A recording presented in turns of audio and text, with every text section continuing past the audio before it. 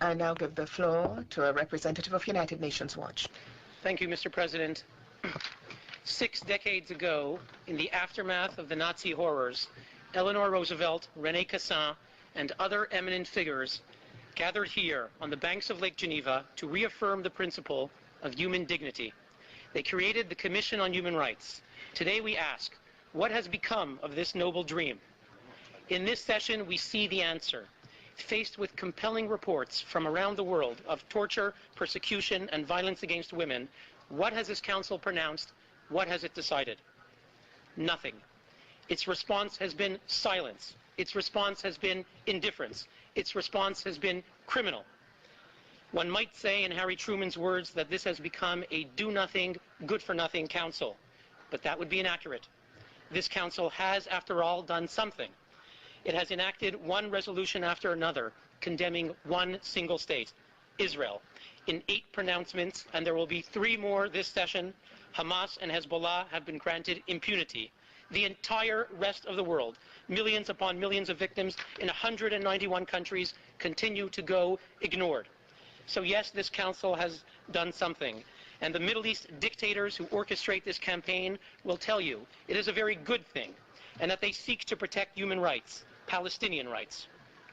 So too, the racist murderers of Darfur women, the rapists of Darfur women, tell us they care about the rights of Palestinian women. The occupiers of Tibet care about the occupied, and the butchers of Muslims in Chechnya care about Muslims. But do these self-proclaimed defenders truly care about Palestinian rights? Let us consider the past few months. More than 130 Palestinians were killed by Palestinian forces. This is 3 times the combined total that were the pretext for calling special sessions in July and November. Yet the champions of Palestinian rights, Ahmadinejad, Assad, Gaddafi, John Dugard, say nothing. Little 3-year-old boy Salam Balusha and his 2 brothers were murdered in their car by Prime Minister Haniyeh's troops. Why has this Council chosen silence? Because Israel could not be blamed. Because, in truth, the despots who run this Council couldn't care less about Palestinians or about any human rights. They seek to demonize Israeli democracy, to delegitimize the Jewish state, to scapegoat the Jewish people. They also seek something else, to distort and pervert the very language and idea of human rights. You ask, what has become of the founder's dream, of Eleanor Roosevelt, of René Cassin, of John Humphrey, P.C. Chang, Charles Malik, who assembled here in Geneva 60 years ago? Mr. President, with terrible lies and moral inversion, this Council is turning that dream into a nightmare. Thank you, Mr. President. Por primera vez.